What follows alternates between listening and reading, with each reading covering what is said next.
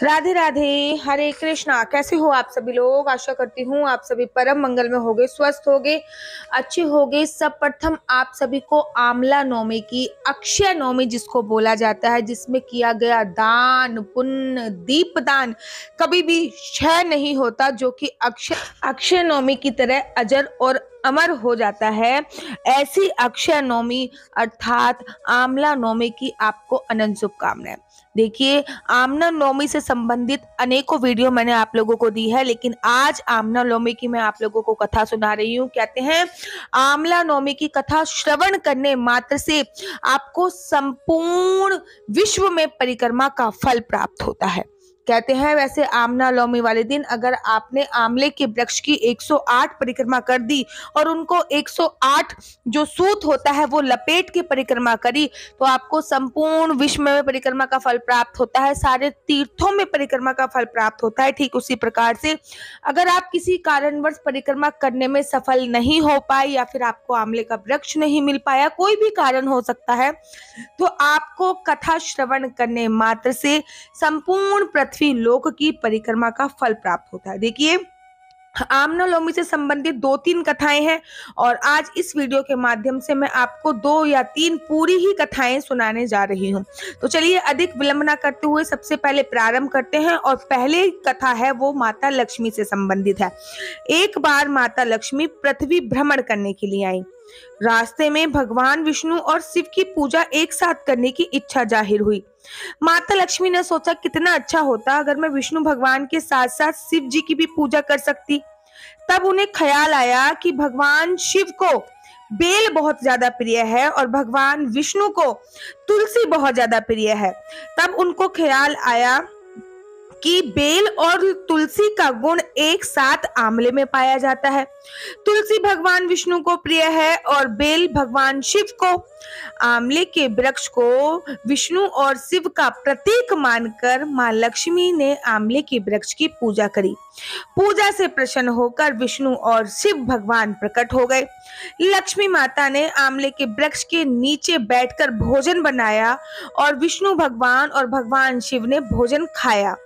उसके बाद माता लक्ष्मी ने स्वयं भोजन किया। जिस दिन यह घटना घटित हुई थी उस दिन कार्तिक शुक्ल नवमी तिथि थी।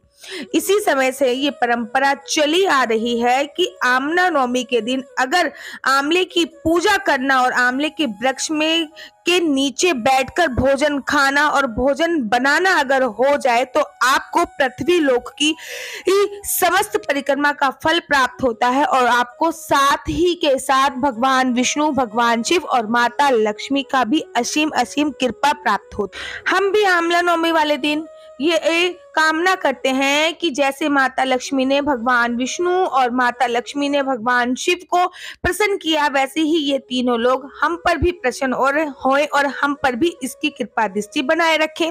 चलिए एक अन्य कथा मैं आपको सुनाती हूँ। एक राजा थे, उनका प्रण था वो रोज 1.25 मन आंवला दान करके ही खाना खाते थे। इससे उनका नाम आंवलिया राजा पड़ गया। इतने साले आमले जो रोज दान करते थे, इसलिए उनका जो खजाना था वो खाली हो जाएगा, ऐसा सोचकर उनके बेटे ने उन्हें दान देने से मना कर दिया। बेटे की बात सुन के राजा को बहुत दुख हुआ। राजा रानी ने महल छोड़ दिया और वो जंगल में जाकर बैठ गए। अब राजा रानी ने आंवला दान नहीं करा तो कुछ खाया भी नहीं। उन्होंने बोला कि अगर मैं आंवला दान नहीं करूंगा तो चाहे मेरे प्राण निकल जाए, लेकिन मैं कुछ खाऊंगा पीऊंगा नहीं। 7 दिन हो गए थे। भगवान को यह देखकर बहुत दुख होने लग गया। भगवान ने अपनी माया से चारों तरफ आंवले के वृक्ष लगा दिए और साथ ही के साथ जितना राजा का राज्य था उससे दुगना राज्य स्थापित कर दिया। अगले दिन जब राजा उठा तो भगवान ने उसको सपने दिया था कि यह राज्य आज से तुम्हारा है। तुम रोज जितना चाहे उतना आंवला दान करना और आंवला दान करने के तत्पश्चात पूर्ण निष्ठा रूप से भोजन करना। जब राजा सपने से उठा तो उसने देखा कि चारों तरफ आंवले के वृक्ष लगे हुए हैं। उसने अपनी रानी से बोला कि देखो भगवान की माया, हम लोग आंवला दान करते थे तो भगवान ने चारों तरफ आंवले के वृक्ष लगा दिए और अपने राज्य से दुगना राज्य हमें दे दिया। राजा रानी ने आंवला दान किया, हाथ पैर धो के भोजन किया। राजा रानी ने आंवला दान करके भोजन करा और खुशी खुशी जंगल वाले महल में रहने लग गए। उधर आंवला देवता का अपमान करने के कारण, माता पिता से बुरा व्यवहार करने के कारण बहू बेटे के बुरे दिन चालू हो गए।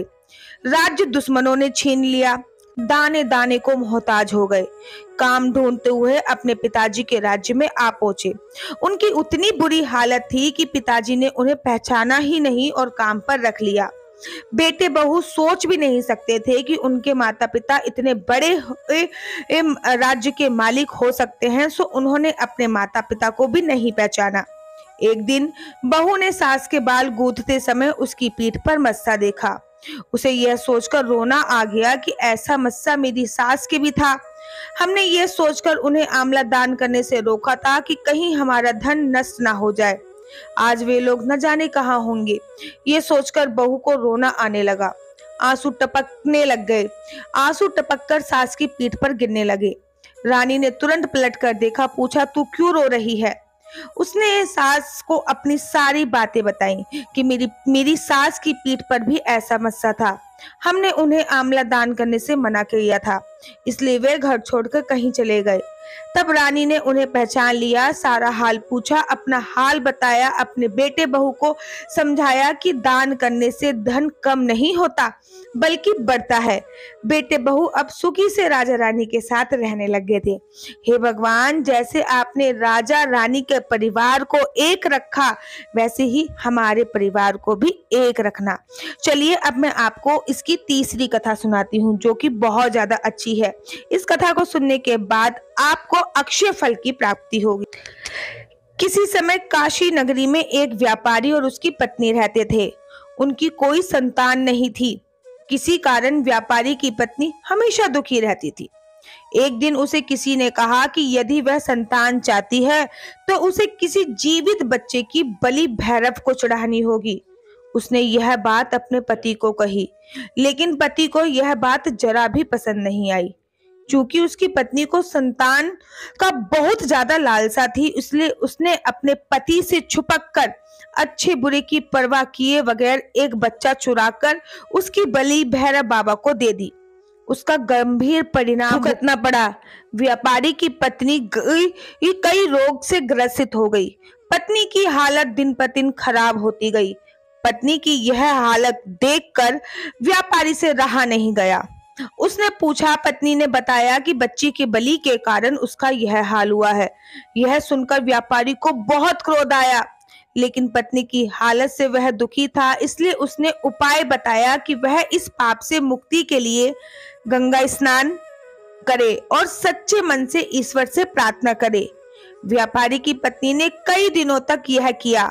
उससे प्रसन्न होकर गंगा माता ने एक बूढ़ी औरत के रूप में व्यापारी की पत्नी को दर्शन दिए और कहा कि उसके शरीर से सारे रोग दूर हो जाएंगे यदि वह कार्तिक मास के शुक्ल पक्ष की नौमी के दिन वृंदावन में व्रत रखकर आंवले के वृक्ष की पूजा करे और उसकी 108 परिक्रमा करे, और साथ ही के साथ उसकी गोद भी भर जाएगी। व्यापारी की पत्नी ने बड़े विधि विधान से आंवला नौमी का व्रत किया। इससे शीघ्र ही उसके सभी कष्ट दूर हो गए। उसे एक स्वस्थ सुंदर संतान की प्राप्ति हुई। इसी दिन से महिलाएं सुख, सौभाग्य, रोग मुक्ति, उत्तम सुख की प्राप्ति के लिए आंवला नौमी का व्रत रखती है। हे आंवला मैया, जैसे आपने उस व्यापारी की पत्नी की कोख भरी है, गोद भरी है, उसे संतान दी है, वैसे ही हर सुहागन स्त्री को संतान दीजिएगा। साथ ही के साथ जैसे ही आपने उसके सारे रोग हर लिए थे, वैसे ही हमें हमारे सारे रोग हरिएगा। देखिए, आंवला नवमी के दिन 5 आंवले के दीपदान का अपना एक विशेष महत्व होता है। आंवले के दीपदान कैसे करते हैं उसके ऊपर मैंने एक अलग से वीडियो बनाई है, जिसका लिंक मैं एंड ऑफ स्क्रीन पे लगा दूंगी, आप जाके चेकआउट कर सकते हैं। और कैसी लगती है आपको मेरी वीडियो?